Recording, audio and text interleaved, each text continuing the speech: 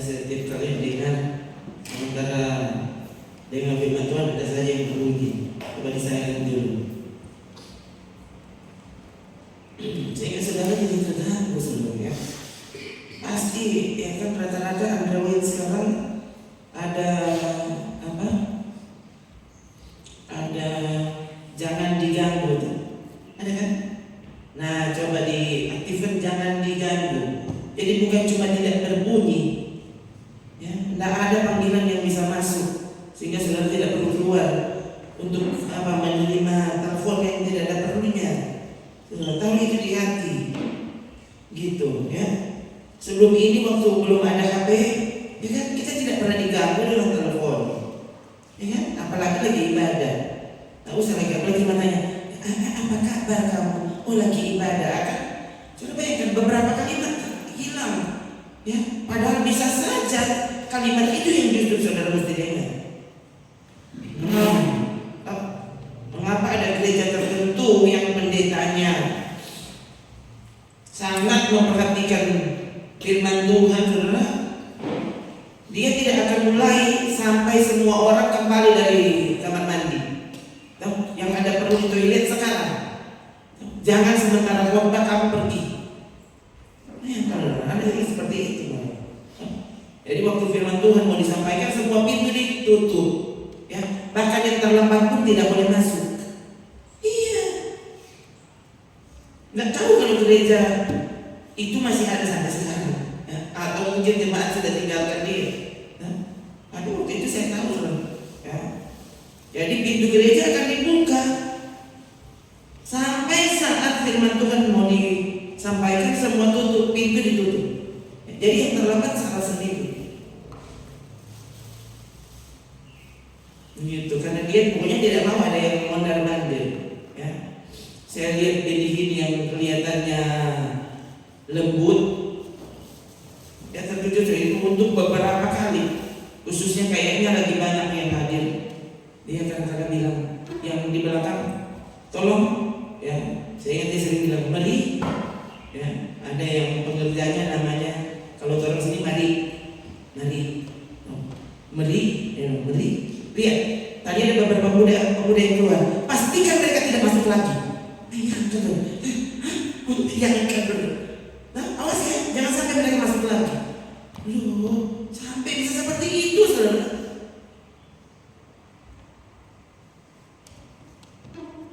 Kotoran sini semua boleh.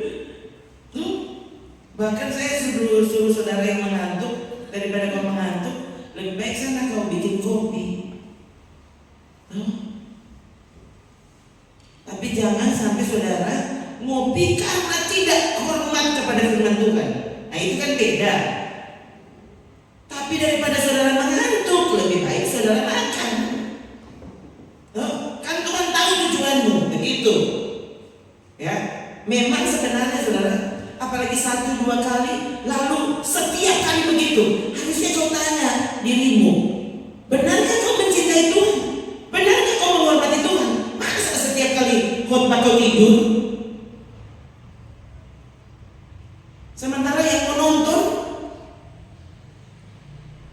apa? Dia tidak perlu kopi, tidak perlu apa. Bahkan apa? Kebelet pipis itu ditahan sampai hilang. Kenapa? Karena tidak mau terlewatkan ini apa sih? Momen penting di film. Ikan saya tahu, saya pengalaman seperti saudara. Ada saat tertentu itu biar ngompol, pokoknya katakan, kan? Begitu kan?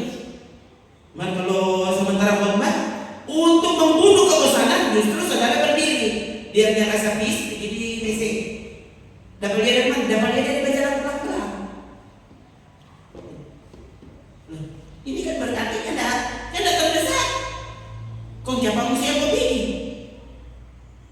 Nah, sebenarnya dari situ saja terlihat saudara ini hormat tak kepada Tuhan, cinta tak kepada Tuhan.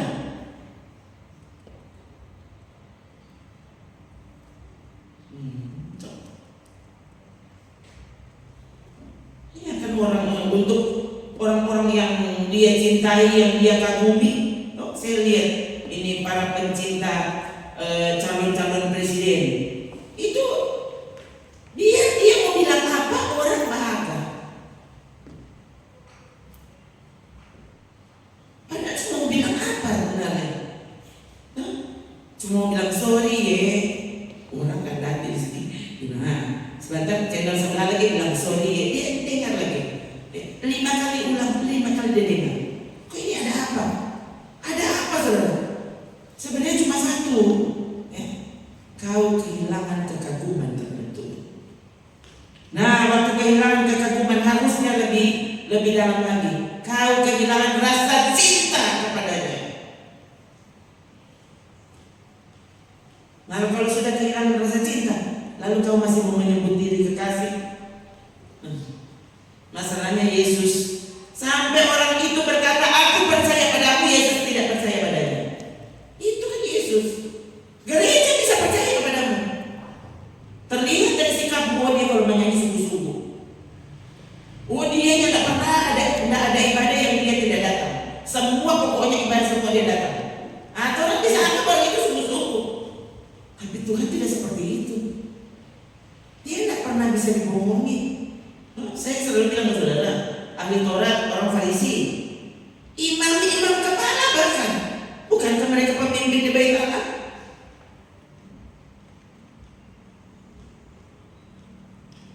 Mereka diangkat jadi imam. Kalau Israel itu begitu, itu keturunan imam.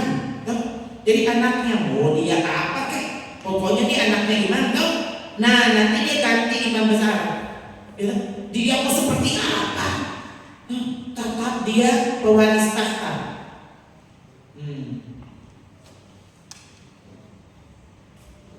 Gereja kita menganut paham itu.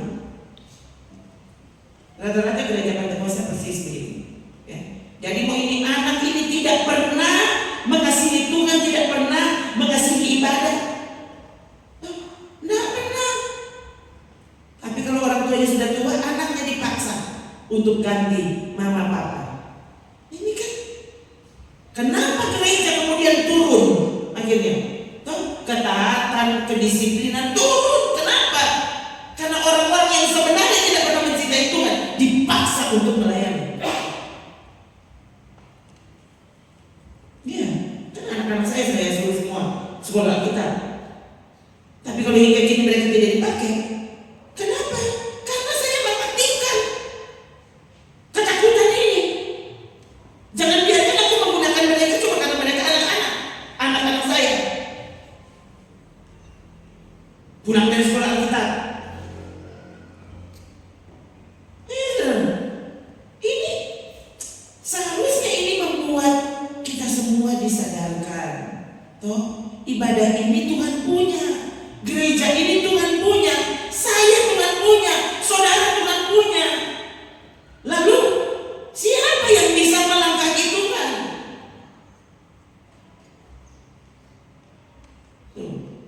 Kalau saya cuma mau ikut-ikutan dengan yang lain, loh, ini normal kok. Semua orang juga begitu.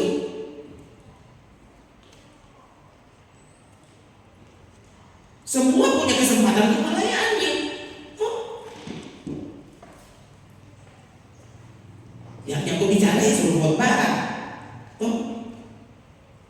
Tidak peduli dia itu mau mengasihi Tuhan atau tidak mengasihi Tuhan. Yang jago menyanyi sini, kamu pimpin pujian, ya kan? Yang jago musik sana, bermain musik. Tidak pernah diperiksa, benarkah orang ini penyembah Tuhan? Kalau di luar gereja dia ngapain? Itu tidak pernah ditanya. Kamu jago keyboard, karena main keyboard, ya kan? Dia mau mabok, merokok, semuanya, it's okay. Ini kenyataan di depan mata. Ini anak-anak yang pulang dari tempat praktek, semua mereka cerita, ada yang enggak. Dia cerita apa adanya. Yang saya bilang ke saudara, disekolahkan oleh gereja di luar negeri. Bayangkan, bukan cuma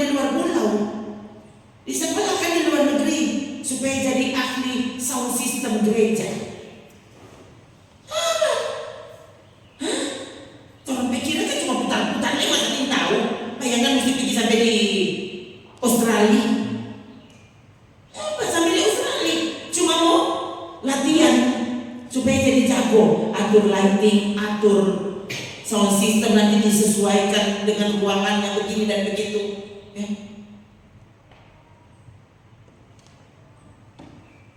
Bukan cuma itu, saudara. Song leader disekolahkan oleh gereja. Dan anak-anak bercerita, Tuhan mama, nah paturan di belakang, nah patu song leader utama, Pak mau make luar biasa di belakang. Ini gimana tuh? Dan ternyata setelah kemudian tertangkap basah, ternyata bukan cuma memakai. Ingat saudara, Paulus mengingatkan jemaat Efesus. Ini mengatakan hal-hal yang tidak pantas saja, tidak boleh. Kemana?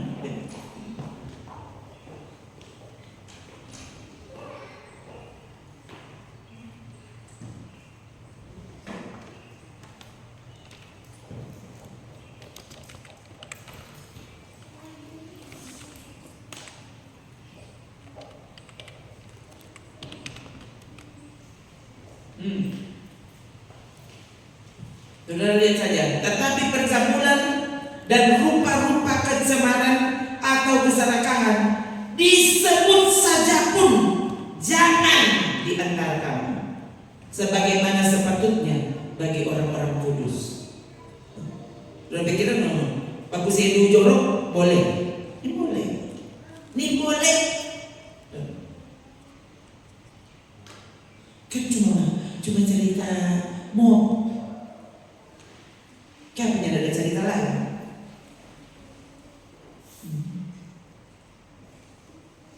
Ini lagi saudara ini suka sekali tuh yang lucu-lucu begitu.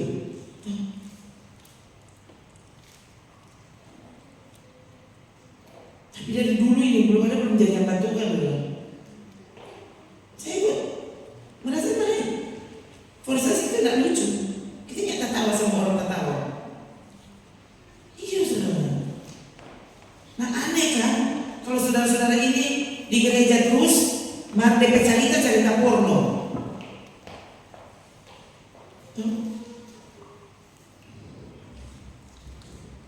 Kalau ceritamu seperti ini ya pikiranmu pasti jorok.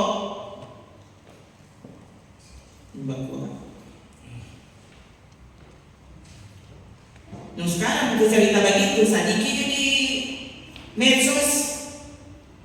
Saudara tidak usah cari, nanti temanmu yang posting. Kan saya tidak cari, tiba-tiba dia posting. Ya ampun. Saya biasanya kalau lihat postingan seperti itu, saya langsung hapus postingan itu. Tidak boleh masuk di beranda, saya tidak boleh. Iya, padahal cuma lewat ini boleh. Nggak lucu.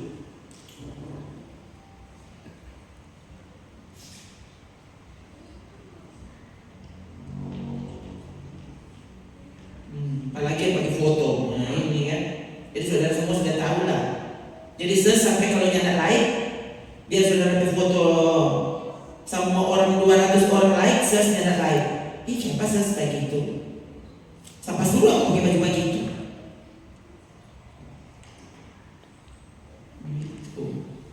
Ya, memang kalau sekarang saudara nggak usah bingung. Bisa saya kasih pakai jas gini, nyata like. Berarti kan tidak lihat. Begitu saudara. Tuh artinya saya tidak buka.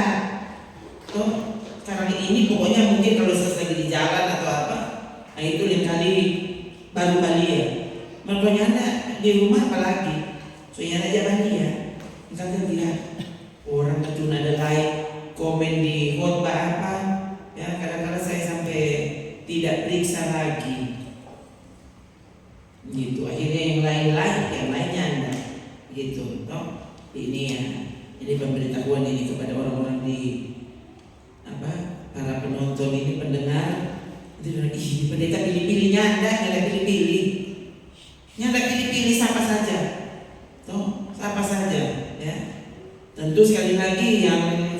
fotonya terlalu mencolok, apa boleh buat? Anda saya keluarkan dari pertemanan kalau saya sempat lihat. Ya. Kalau nyala kayak patung ini dan dia tak biar di sini, berarti kan kita nggak lihat. Masa tinggi juga ini orang ribuan, sama tuh mau periksa-periksa satu-satu dia ada pakai baju apa? Kita tak mau lihat. Itu jadi ya, kalau kebetulan muncul, oh ini rekaman kita, oke, jangan pernah model begitu. Nah itu biasanya saya langsung keluarkan dari pertemanan.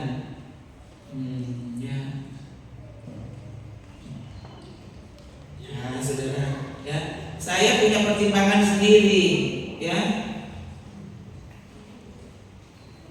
Kan HP ini soalnya terbuka untuk siapa saja di rumah, siapa saja boleh pegang.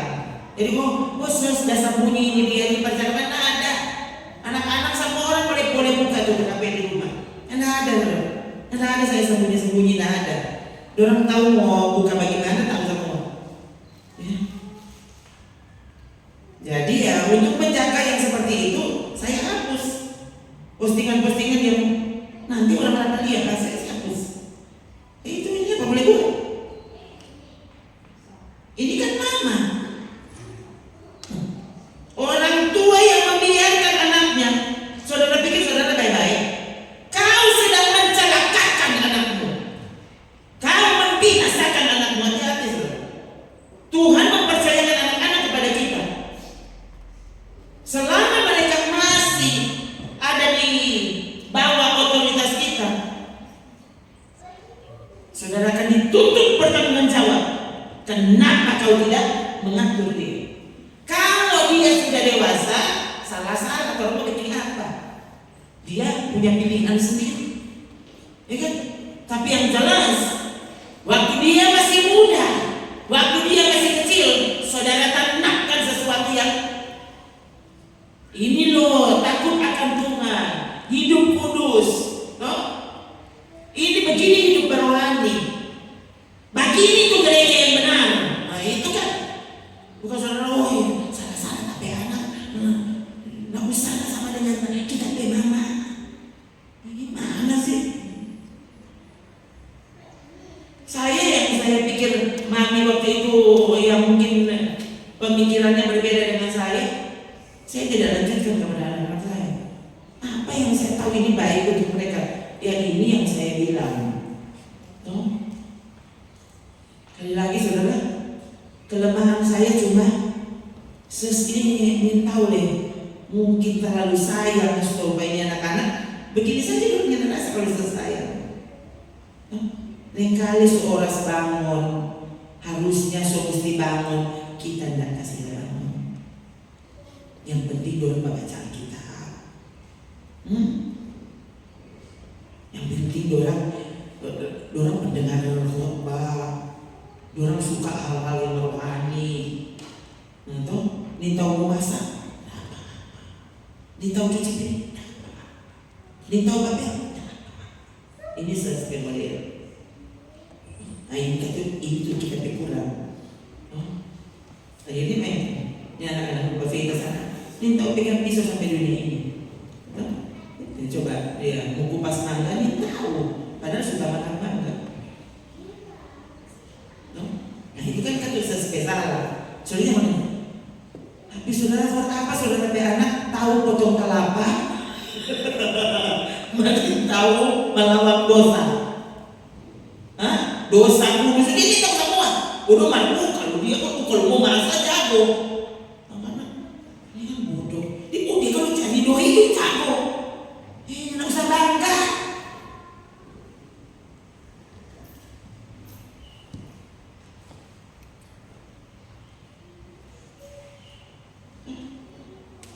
Jago basri, jago apa lagi? Tapi firman Tuhan, hal-hal yang rohani kau tidak peduli. Anakku tahu atau tidak? Ada apa di pikiran manusia masa ini? Sementara saudara orang gereja, kau diperingatkan luar biasa dari mimbar, dan kau tetap saja tidak peduli. Gitu? Kalau anaknya nak sekolah, saudara pukul. Kalau dia nak masuk gereja mana-mana. Yang penting mama yang masuk. Iya. Ini apa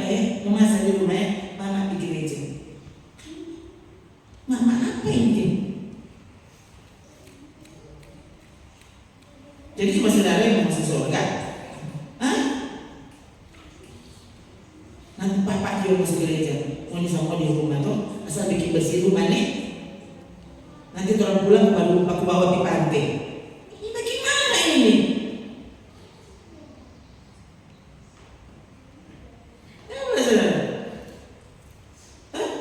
Kalau di luar sana yang terjadi udahlah, itu bukan urusan saya. Tapi kalau ini ada di sini, di kelompok ini, saudara-saudara yang setia ke gereja, dan saudara sendiri tidak peduli dengan anakmu jadi apa, saya harus peringatkan. Harus, ya. Jangan cuma tahu mandi, tahu cuci rambut.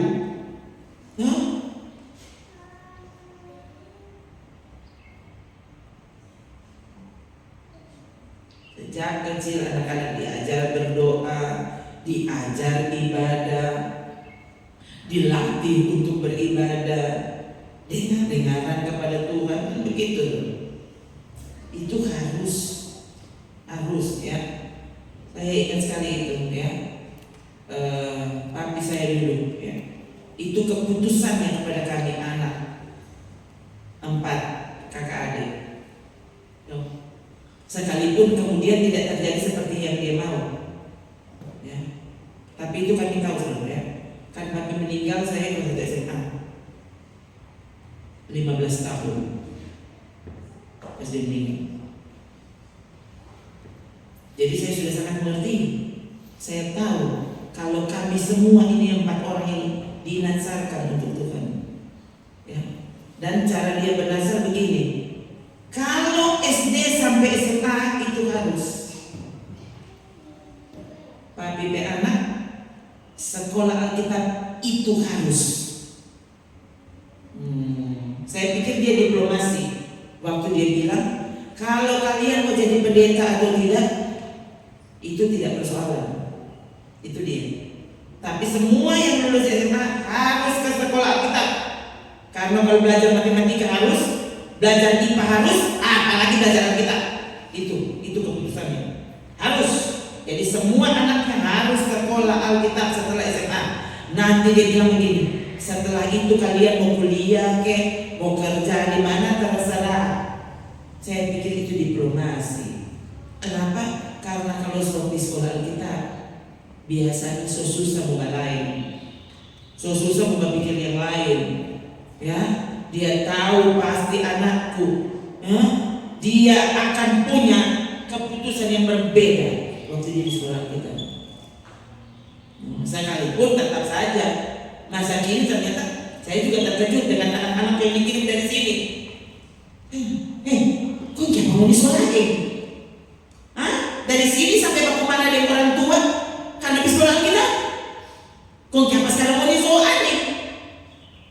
Ya sudah saya. Lain kali dalam hati kita semua belum jadi anak-anak ini. Nggak usah berteman dengan mama dia, mama rohani. Nggak usah dengan begitu. Kadang-kadang saudara, saya lihat, lain kali dia tidak cari tapi karena muncul, saya cek.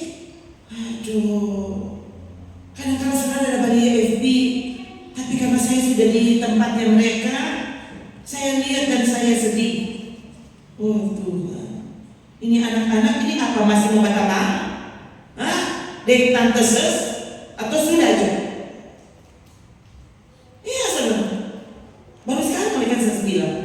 Tapi itu soal berapa lama sampai muncul? Saya kadang-kadang coba tenangkan hati saya. Jangan diblok anak-anak itu. Padahal seberapa kali saudara, saya berpikir saudara, kalian tahu kebenaran, tahu? Tapi ini sekaligus ini pemberitahuan Pak Ngoni. Waktu itu siapa tante sih pertama kita?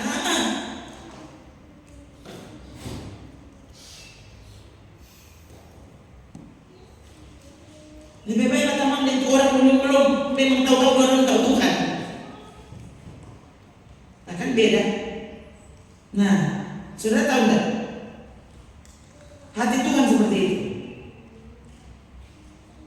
Waktu Israel, umat kesayangannya, memberontak dan menyakiti hatinya, dia patahkan dan buang. Dia ambil kita yang sebenarnya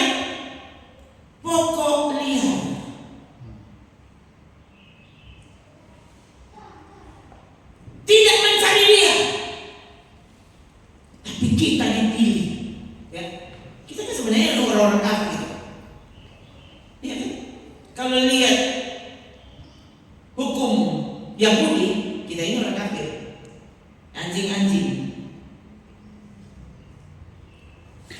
Tuhan ambil kita. Dia justru menyatakan, menunjukkan belas kasihnya kepada kita. Ya, tapi Paulus bilang begini, hanya karena kamu pokok liar yang dicangkokkan ke pokok said yang sejati itu, kamu jangan bangga. Karena kalau yang sejati saja, yang asli, yang tulen, Tuhan tidak sayang dia patahkan dan dia buang, apalagi kamu cuma cangkokkan. Harusnya bukan cuma jangan bangga, Paulus bilang, tapi takutlah. Takutlah. Sebab kalau Allah tidak menyayangkan cabang-cabang asli, Roma 11, maka Allah juga tidak akan menyayangkan kamu. Oh, tapi Tuhan itu Maha Kasih loh.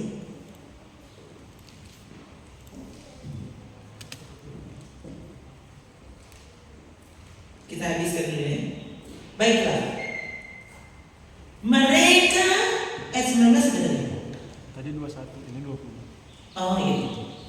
Kalau begitu coba lihat ayat 19. Mungkin kamu akan berkata, ada cabang-cabang yang dipatahkan supaya aku dicangkokkan di antaranya sebagai tunas orang ini.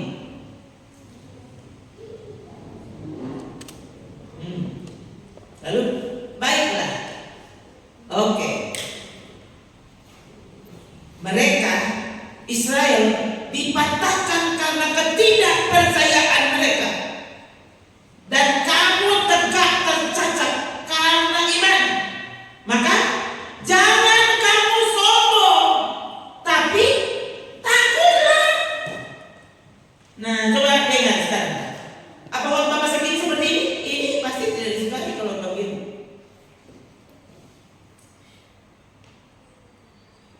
Waktu sekarang sudah kamu dari baptis toh? Sudah terima Yesus. Terima Yesus ukurannya apa? Pertobatan harus diperiksa setiap kali.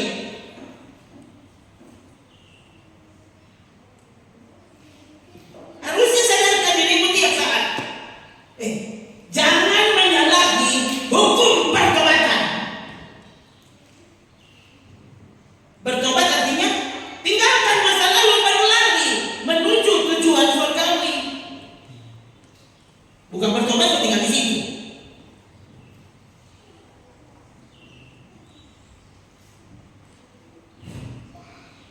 Harusnya janganlah kamu sombong, tapi takutlah. Ibrani pasal ini saya tulis kayak tadi.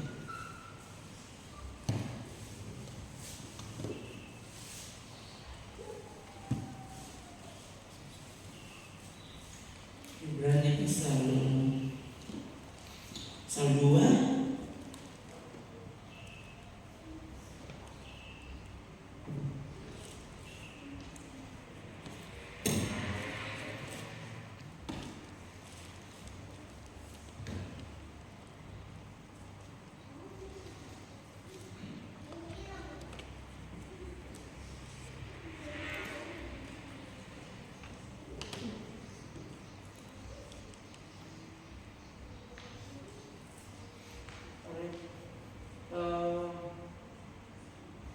Jika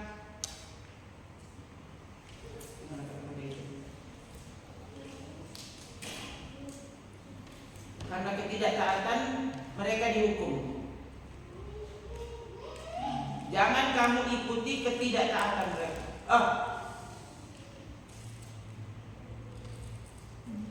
Jika yang berfirman di bumi saja, nah itu dari situ, itu sambungan dari situ ayatnya. Enggak, Ibrani dulu.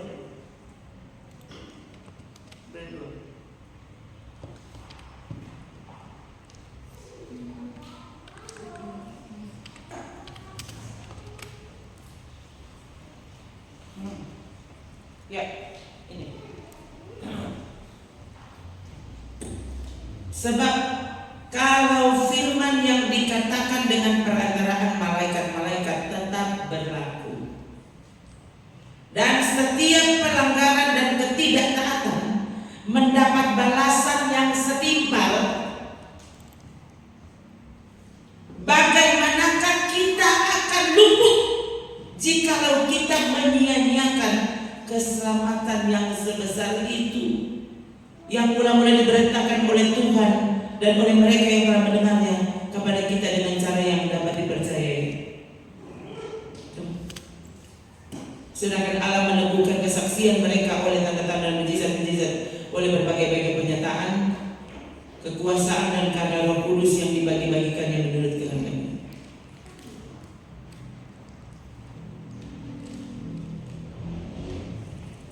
Kalau mereka dihukum karena ketidaktaatan, ini zaman perjanjian lama, orang-orang dihukum. Ya, setiap pelanggaran ketidaktaatan mendapat balasan yang setimpal. Bagaimana dengan kita yang hari ini mendengarkan firman Tuhan, yaitu Yesus? Roh Kudus bekerja. Ini luar biasa. Jadi akibatnya juga akan luar biasa. Malah masa kini orang malah begitu meremehkan Tuhan, meremehkan firman Tuhan. Tuh. Tadi malam saya melewati ada gereja yang sedang ibadah mereka, ibadah pembacaan Alkitab. Saya tiba-tiba berpikir, kenapa ya di gereja kita tidak buat seperti itu?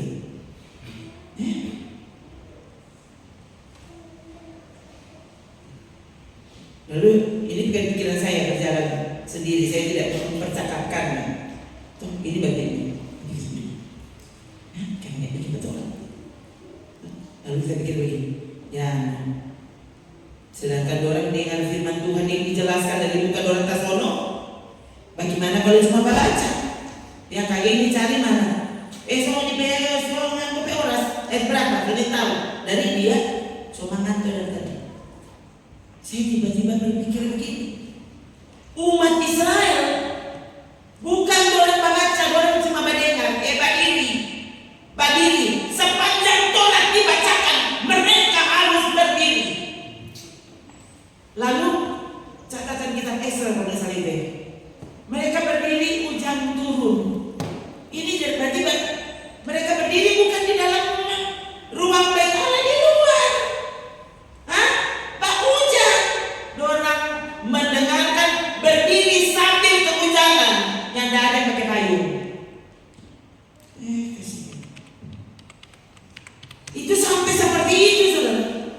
Harusnya perhatian kepada firman Tuhan. Orang seluruh di tempat bersih, aman, yang tidak kena panas, yang tidak kena hujan.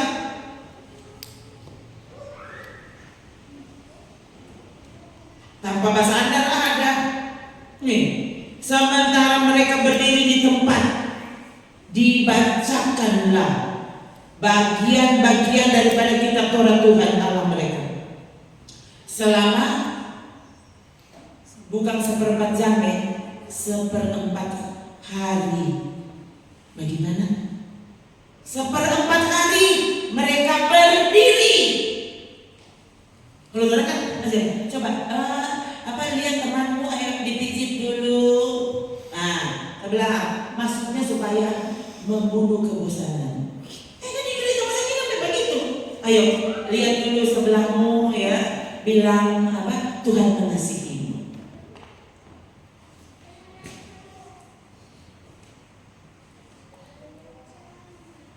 Ini bagian ditambah. Selama 1/4 hari, sedang 1/4 hari lagi mereka mengucapkan pengakuan dan sujud menyembah kepada Tuhan Allah mereka. Tuhan ini orang Israel sebetulnya.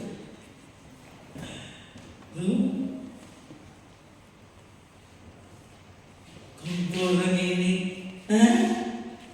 Cabang-cabang liar yang dicangkokkan, pandang enteng dan minta ampun.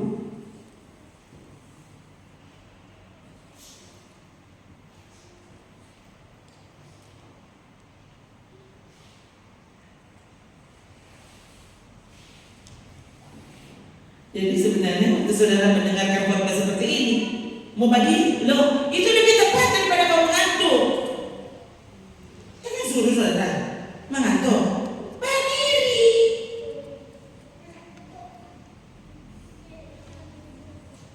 Saudara ingat Brur almarhum, dia kan berdiri pegang kamera. Itu sengaja. Tunduk aku atur. Saya bilang belum, mana kan ada alasan. Mbak Diri pegang di kamera. Udah tahu udah aktor kamera, padahal melawan ngantuk. Karena masih hilang. Saya bingung saudara. Padahal kan saya contohkan kepada saudara. Selesai di situ. Ya, jadi beberapa kali ya. Saya berdiri loh. Ya, lain kali bukan karena mengantuk, tapi karena saya ingin membakar semangat saudara. Kalau saya duduk, ya ada saatnya saya berdiri. Untuk jadi contoh pada saudara, daripada aku duduk bengong. Ya biasanya kalau saya tersinggung dia sama cari tidur. Gimana ini? Kok kapan berubah kalau begitu? Saudara ingat sekali lagi, yang mendengarkan firman Tuhan di bumi saja, yang pandang enteng bukan marah.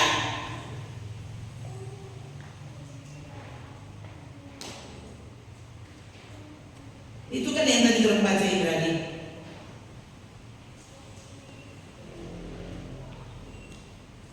Mendengarkan firman Tuhan yang disampaikan lewat nabi-nabi di perjanjian lama. Yang melanggar dihukum Tuhan. Apalagi sekarang saudara menikmati pekerjaan Roh Kudus.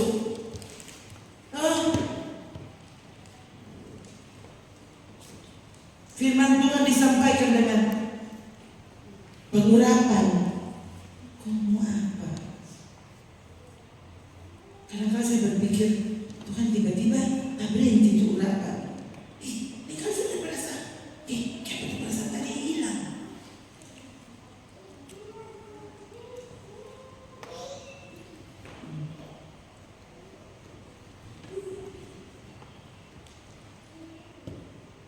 Jangan sampai itu berhenti, karena justru Tuhan sedang tidak suka dengan Anda. Sekali lagi, Tuhan berukuran pada orang itu beda. Itu saya lihat saudara.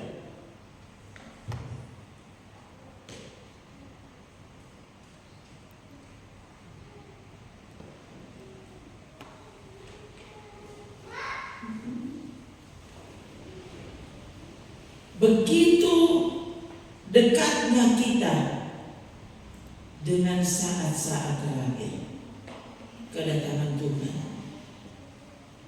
Selalu diingatkan ini. Bayangkan, selalu diingatkan kepada kita bahwa kita dekat dengan kematian, kita dekat dengan kedatangan Tuhan. Ya, malah sering itu di doa berkat, datanglah Tuhan Yesus. Datanglah Tuhan Yesus. Mungkin orang ada begini, mereka lupa Wahyu ditutup dengan kalimat datanglah Tuhan Yesus. Amin, datanglah Tuhan Yesus. Itu tahun berapa? Tahun berapa?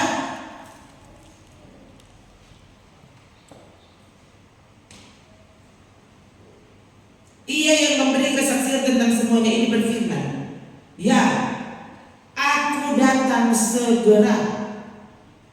Saudara lihat ya. Jadi sekali lagi, surat ini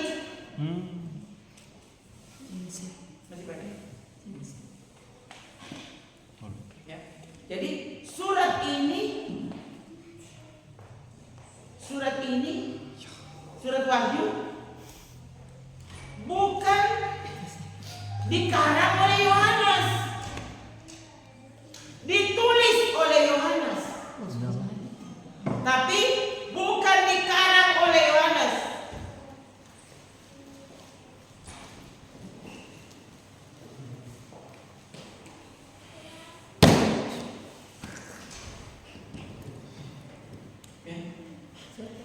Saudara. Itu sebabnya tadi kan itu ayat terakhir ya, di Alkitab kita. Bagaimana tadi kata-katanya?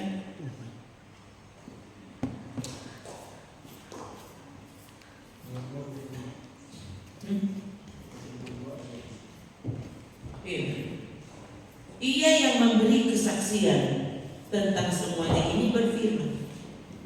Ia di sini Yesus. Tadi saya bilang Yohanes itu cuma menulis. Yang dia tulis adalah firman Yesus, sang firman itu sendiri. Ya. Yesus itu berfirman, aku datang segera. Tahun berapa? Bayangkan saudara, mana itu ayat yang bilang, ya Ibrani, apa? Aku segera datang tanpa menabuhkan kedatangan mana itu? Itu perkataan Tuhan. Ibrani 10. Hah? Ibrani 10:37. Apa? Ibrani 10. Ibrani 10 ayat 37.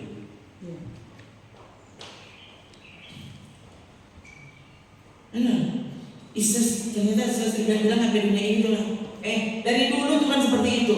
Mengapa dia seperti itu?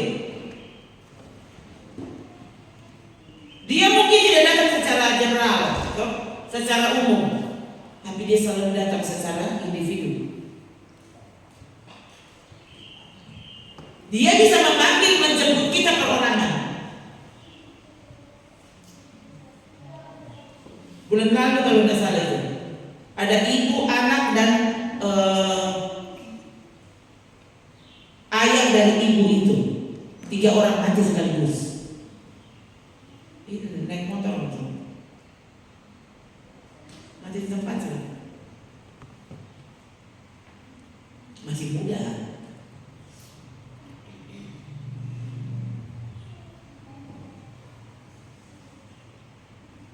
Tapi saudara, selalu kan kita berpikir itu kan orang lain yang mungkin jadi macam orang.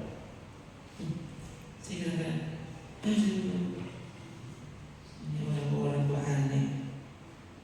Ya, saya baca lagi Ibrani 10 ayat 37 ya.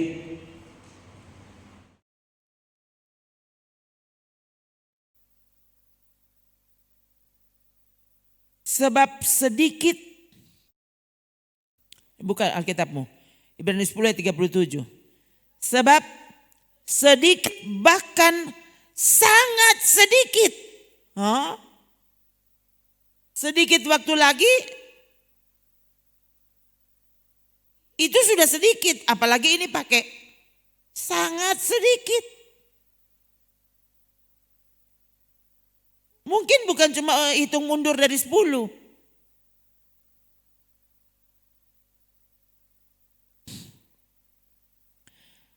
Sangat sedikit waktu lagi dan ia yang akan datang sudah akan ada. Tanpa menangguhkan kedatangannya.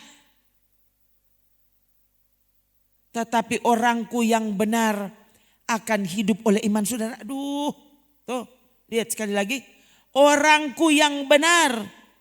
Orang benar pasti selamatkan. Lihat, orangku yang benar akan hidup oleh iman. Tetapi bila ia mengundurkan diri, jadi orangku yang benar bisa undur? Yang bilang Tuhan.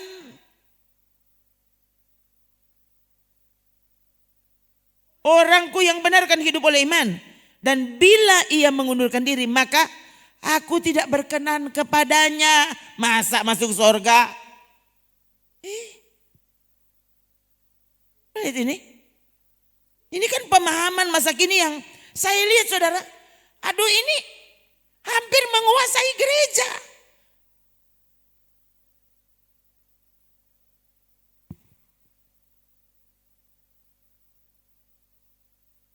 Akhirnya orang, sudah lalu kok ngeni peses. Cuma itu lima, sudah lalu le, masa cuma itu le masuk neraka. Oh kasih yang Tuhan Katakan pada saya, berapa persen dosa yang diizinkan Tuhan boleh masuk di surga? Berapa? Yang bagus Edu, saudara.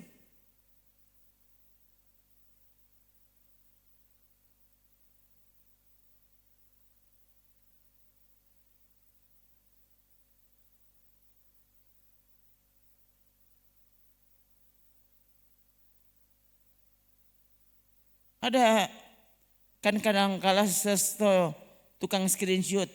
Ya, jadi kalau ada pesan-pesan yang saya pikir penting, saya langsung screenshot. Hari apa itu saya buka-buka galeri dan saya baca, ada yang saya screenshot. Apa? Dusta adalah dusta. Besar atau kecil. Kalau yang namanya dusta ya tetap dusta. Nah kalau dusta itu adalah dosa, maka besar atau kecil dosa. Gimana sih? Cuma itu aku bilang, masa dia masuk neraka? Aduh ini saudara, sampai di sini loh. Gereja masa kini sampai di sini tuh pemahamannya. Cuma itu lihat, keterlaluan kok bangun di gereja. Aduh kok aneh.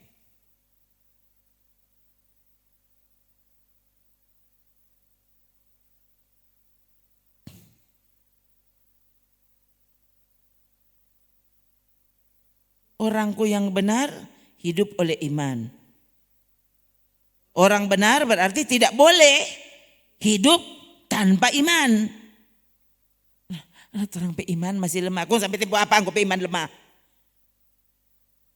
Sampai semua mati tetap iman lemah. Kau mau tunggu tempo apa? Memangnya Tuhan mau tunggu dulu aku pe tunggu iman dulu kuat baru dia mau ambil. Nyanda. Ya. Ada saatnya kau sendiri akan terkejut. Ya, so mati kotek kita. Tuh, tak kaget so di api. Gimana sih?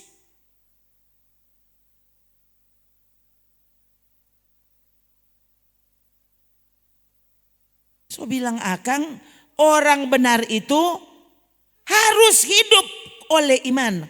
Harus. Tuh, lihat. Orangku benar, orangku yang benar akan hidup oleh iman. Nah kalau iman itu adalah produk dari firman Allah, mendengarkan firman Allah, berarti orangku yang benar apa? Nggak bisa hidup di luar firman Tuhan. Kalau orang benar itu tidak lagi menyukai firman Tuhan.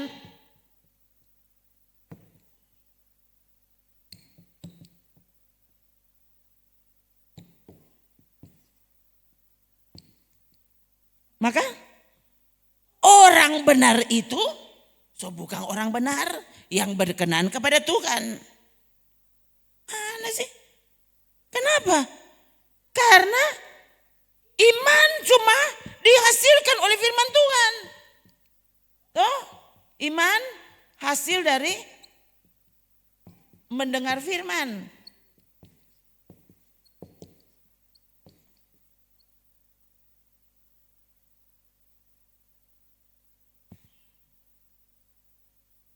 Jadi waktu orang benar itu tidak suka lagi mendengarkan firman, asal mendengarkan firman dia pasti mengantuk.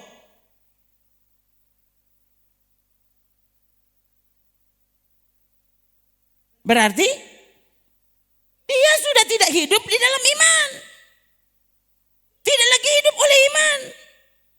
Maka orang itu tidak mungkin berkenan.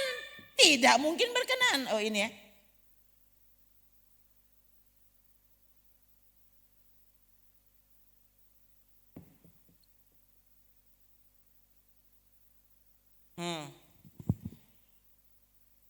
Tidak mungkin berkenan.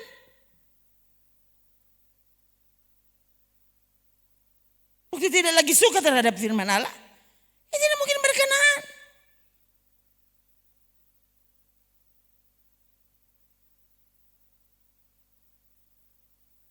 Habis iman di dalam hidupmu habis. Ibrani 11 ayat 6. Belum bisa terbuka dek. Oh, Ibrani 11 ayat 6.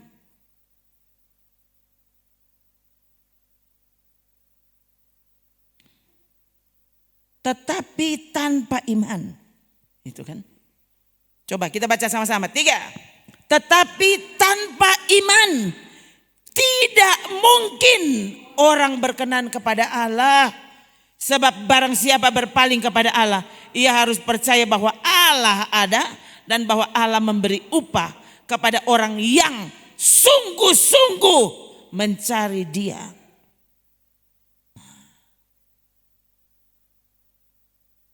Iman dihubungkan dengan sungguh-sungguh mencari.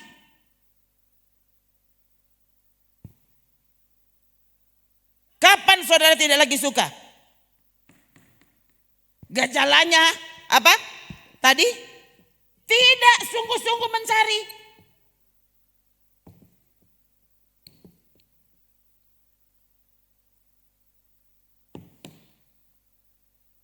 Mencari malah tidak sungguh-sungguh. Dia kalau mencari doi, sungguh-sungguh itu.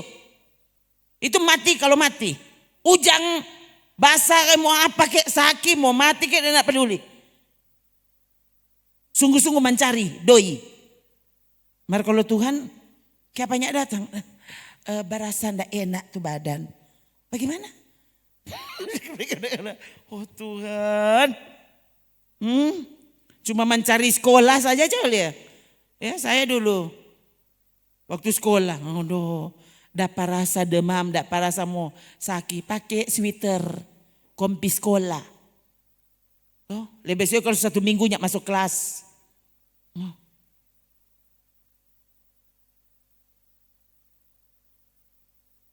Di sekolah biar cuma cuci muka.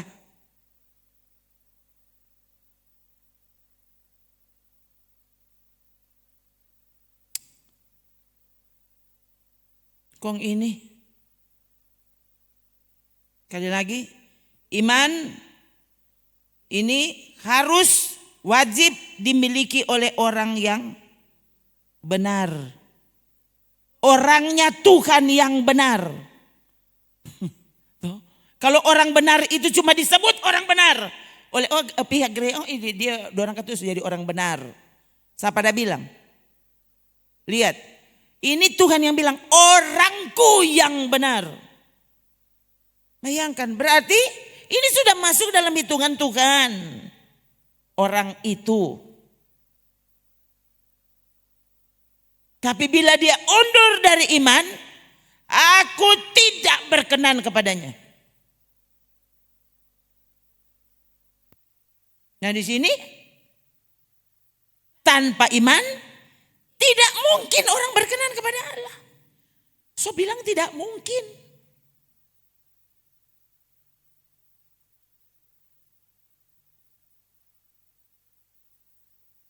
Masa lagi cuma itu?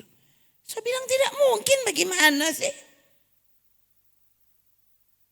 Orang kan yang tidak sama dengan ses. Jadi ya orang kan yang tidak punya iman. Ya ampun, so bilang tidak mungkin. So itu baca tuh firman. Rajinkan dirimu membacanya.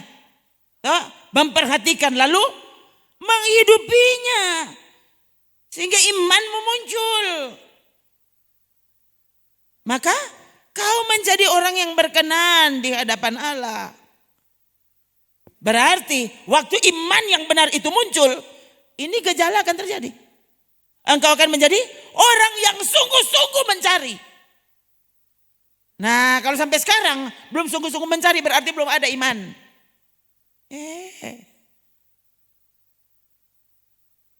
Tuh, lihat kan ini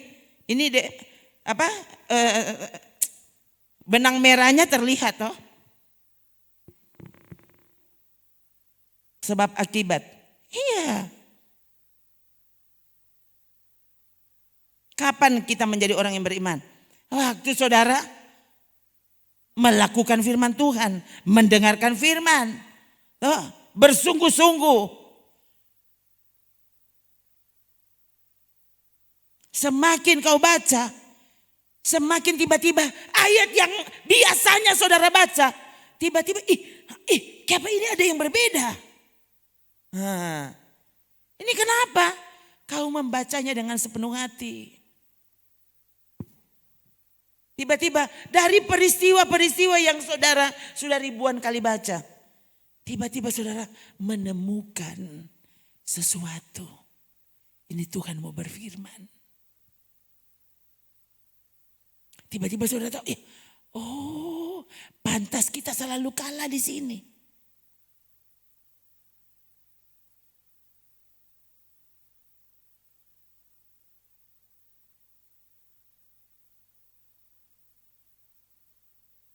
Jadi ini gejalanya ya. Waktu saudara punya iman, berkenan kepada Allah, karena engkau akan sungguh-sungguh mencari Dia. Kenapa kau sungguh-sungguh mencari Dia? Karena dengan iman itu engkau percaya bahwa Allah ada. Lihat tuh. Ini kan yang paling gampang sebenarnya. Nah, tuh. Ini yang seharusnya semua manusia sadar. Bisa saja kau ini orang beragama, tapi sebenarnya kau bukan orang beriman. Nah, agamamu Kristen. Punya banyak Alkitab di ruang tamu ada. Ruang makan ada, di kamar apalagi, tapi di hati tidak ada. Tiap hari kita satu hari 5 pasal baca 50 pasal bila perlu. Nah, kalau saudaranya mau mengasihi Tuhan, habis baca nih, tahu kalau dia baca apa? Coba tanya. Dia cuma kejar target. Pokoknya dia sudah apa baca. Nih, coba baca Ngana, sudah. Coba tanya kalau dia baca apa. Ini kalau orangnya tidak sungguh-sungguh, saudara, dia tidak tahu dia ada baca apa, coba tanya. Pokoknya dia suka baca. Dia baca apa dia tidak tahu. Karena kalau saudara ada orang sampai 10 pasal setiap hari, tapi hidupnya tidak pernah berubah.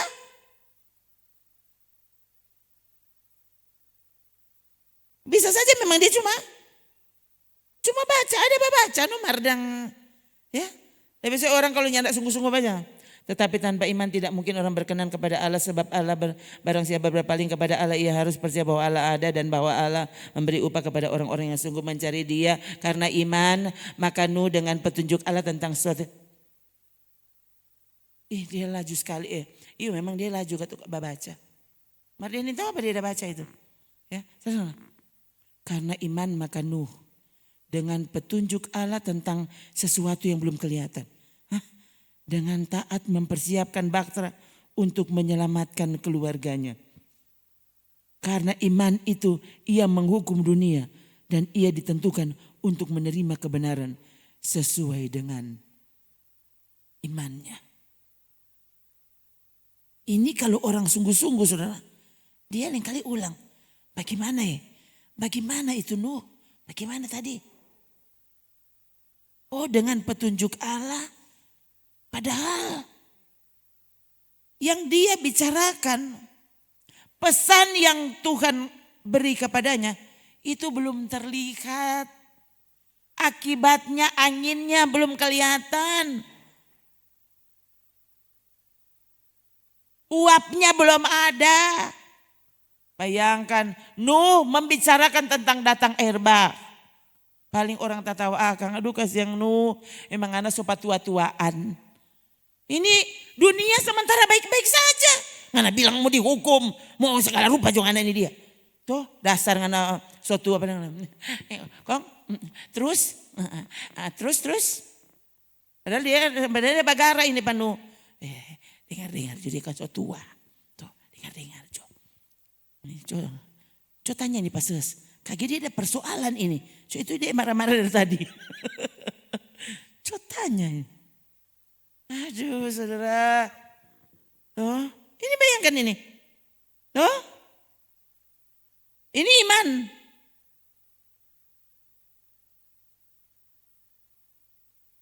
Pemberita firman harus beriman.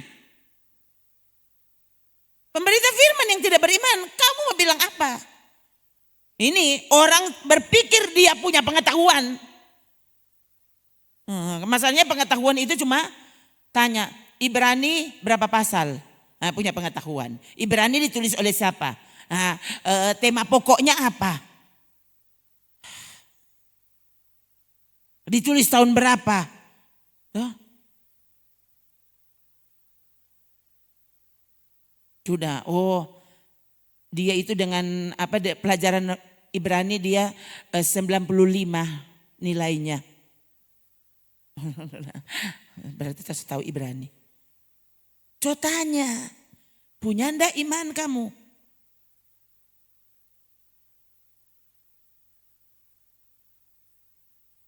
Mardepe lagu tentang angin. Bagaimana lah ini? Tuh. Angin di mana rumahmu? Saya kira ini anak-anak ini bagara ini. Ini bagara Pak Tante, ini tuh apa ini? Itu saudara, kalau tidak salah minggu lalu itu.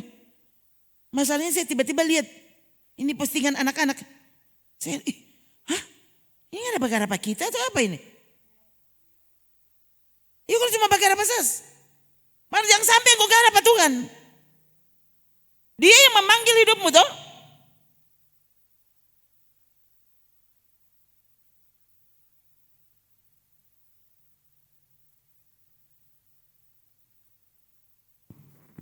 Belum, Ses belum blok. Siapa tahu mungkin kalau dia tersinggung dia semua blok pas Ses. Tante pikir kok orang rugi sobat teman. Yang batamaring tante blok jo.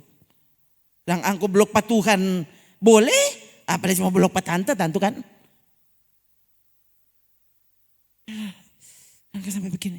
Tuhan ini kalau mau bilang, mau bilang apa ini ya? Harusnya ingat dong. Toh? Ingat kamu tuh dipanggil Tuhan. Untuk apa?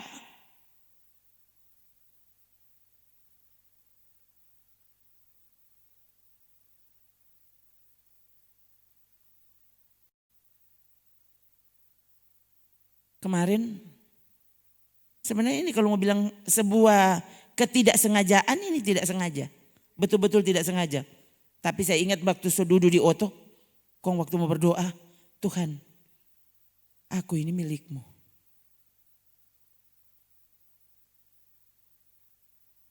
Mau perjalanan apapun itu. Kalau engkau tidak menghendaki apapun yang hamba mau lakukan, jangan biarkan hamba melakukannya.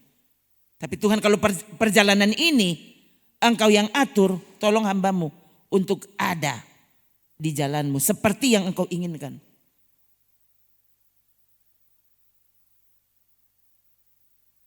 Dan ada ibu-ibu muda yang mungkin dia nonton. Menangani rambutnya Ses. Cuci. Orang baru saja. Saya pikir dia boleh suka bercerita juga. Pertama dia tanya, Bu tinggal di mana? Dari Rembokan. Jauh Kang. Iya. Dan saya ingat waktu dia mulai uru-uru tuh. Baking kering tuh. Saya bilang, nama siapa gue?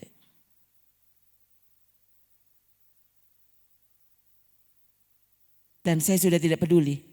Dia sudah tidak menangani rambut saya. Kami terlibat percakapan. Sementara saya membayar sesuai dengan pesanan. Padahal anak itu sudah tidak lagi mengotak-atik rambut saya. Iya saudara.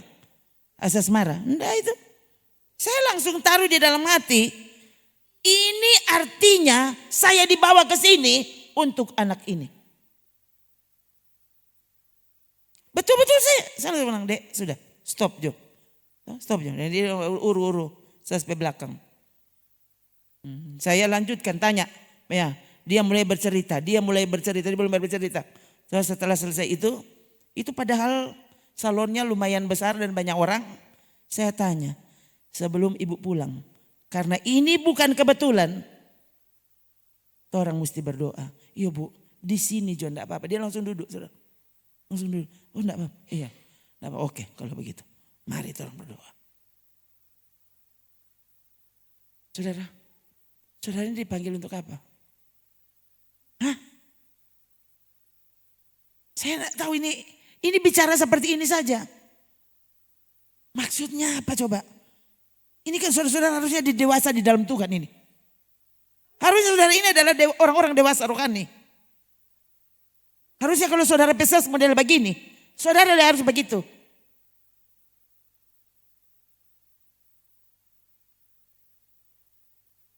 Selama rambut saya ini tidak diperlakukan sebagaimana seharusnya. Saya tidak pernah marah kepada orang-orang itu, tidak pernah. Boro-boro kita minta sepulang gitu deh. Mana kan bikin bodoh pak kita tuh. Tidak pernah. Tidak pernah.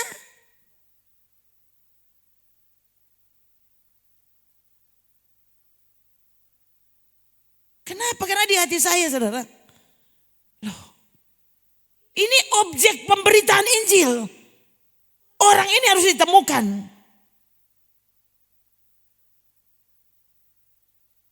Kalau dia tidak mau kan sudah itu urusannya. Yang jelas saya melakukan bagian saya. Mengingatkan dia. Kemarin orang itu bercerita saudara tentang perjalanan hidupnya. Karena memang kita tidak punya banyak waktu dan tidak mungkin kan. Dia masalahnya kan bekerja.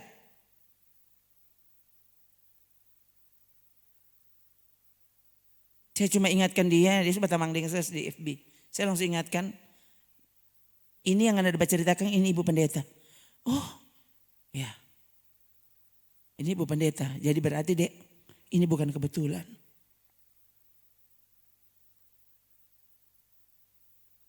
Dia pernah tinggalkan Yesus. Tinggalkan Kristen. Untung sekarang kembali. Dia sebutkan salah satu gereja yang kini dia menjadi anggota. Bukan anggota, tapi dia aktif di gereja itu. Dia bilang hari Minggu. Hari Minggu Bu kita pergi situ. Gereja situ. Oh ya, oh bagus kalau begitu. Ya, saudara, saya taruh ini dalam hati. Orang dipanggil untuk itu. Ya, saudara-saudara harus bertugas. Murid harus memuridkan yang lain. Sekali lagi, mungkin tidak di sini. Tidak pernah ada catatan kalau Filipus berkhotbah. Iya kan? Alkitab tidak pernah tulis. Tapi Filipus berkhotbah kepada sida-sida. Di kereta. Bukan di bait Allah. Di mimbar utama Petrus. Filipus di kereta. Di roda. Kau orang kan di roda. Di bendi. Di mikro. Di mana leh?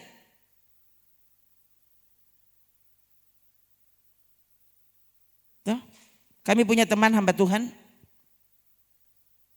Dia punya motor. Dia bercerita ke kami. Dia punya motor dan dia waktu itu ya saudara, waktu dia punya motor, baru itu maksudnya kendaraannya. Dia menggunakan kendaraan itu untuk Tuhan.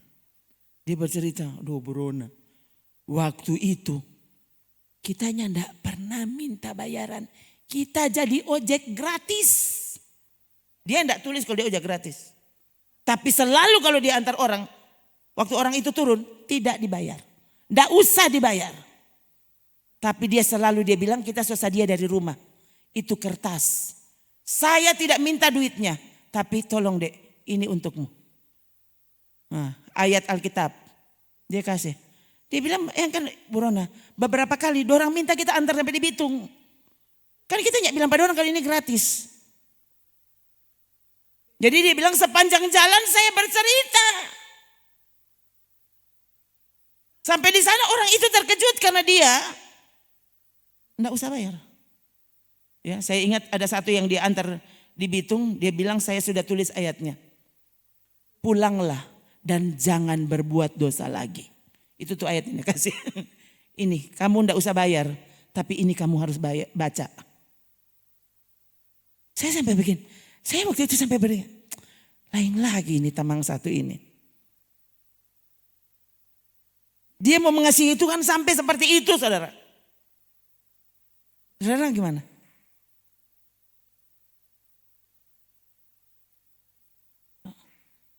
Khusus kalau kita bawa ojek kalau kita mau dipakai, oh iya, tapi paling tidak saudara enggak apa-apa, pungut bayaran tuh. Tuh ambil bayaran. Tapi coba engkau menunjukkan sikap sebagai orang benar. Tuh, paling tidak kalau saudara sudah enggak dapat baca cerita, paling tidak waktu Om masuk gereja di mana? Kenapa Om ini baik-baik sekali? Om ini pesikap. Ini bapak-bapak yang tidak biasanya. Kan.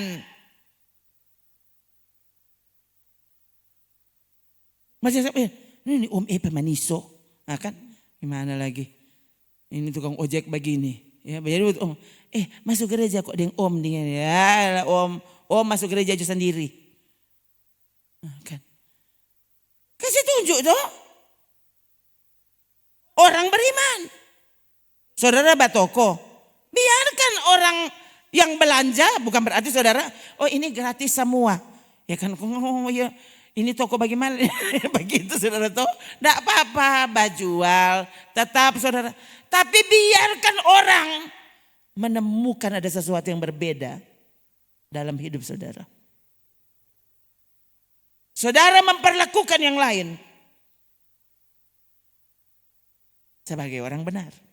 Orang beriman, orang yang mengasihi Tuhan.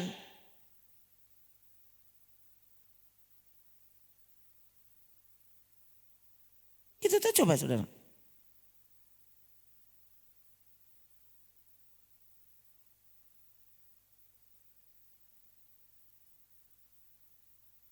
Yang kan ini, Nuh ini tuh. Kalau mau pikir ini belum kelihatan. Harusnya kalau orang kan orang pesuka, habis kita bilang begini, ya langsung paling tidak ada guntur di luar. Tuhan tidak berpikir seperti itu. Ada saatnya Yesus waktu orang-orang itu sepertinya meragukan keilahiannya. Dengan pertanyaan-pertanyaan mereka. Yesus malah cuma bilang apa? Kepada kamu, tidak ada tanda yang lain. Ya, selain tanda Nabi Yunus, kalian mesti tahu yang ada di sini lebih dari Yunus. Lalu Yesus pergi. Itu cara Yesus. Apalagi dengan orang yang dia tahu nggak itu cuma mau coba-coba apa kita tuh, nggak perlu dijelaskan. Itu Yesus begitu saudara.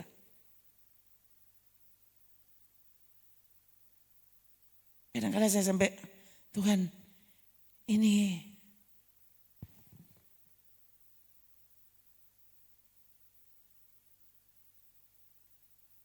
hari apa itu?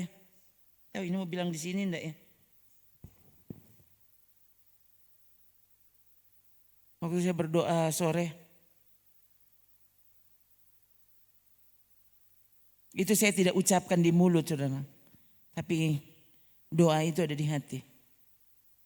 Kalau tidak salah itu mau ibadah Jumat atau ibadah Rabu. Saya ingat saya bilang begini di hati. Tuhan, dorang sini mau dengar begitu.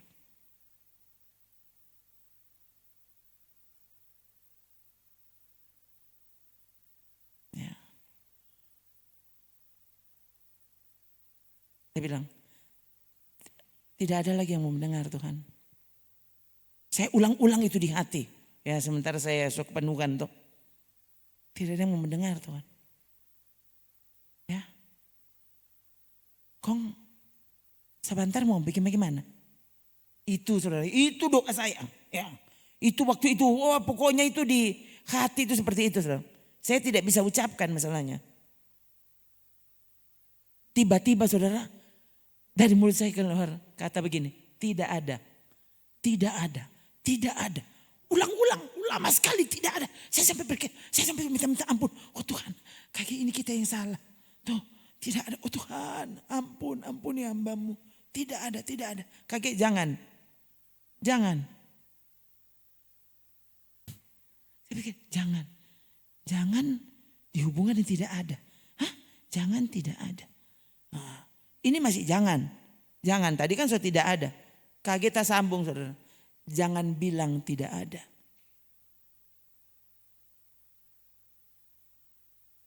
Dan itu cukup untuk saya. Masalahnya Tuhan hitung walau cuma satu. Tuh. Itu kan tidak salah hari Jumat. Hari Jumat sore itu waktu mau ibadah. Itu yang saya doakan sambil berlutut. Tuhan, soalnya tidak ada orang mau dengar.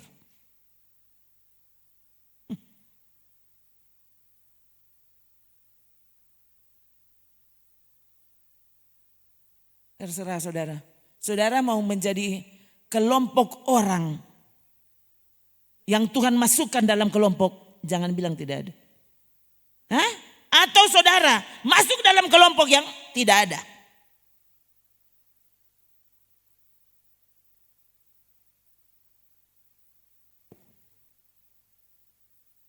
Tidak biasa saya bilang seperti ini.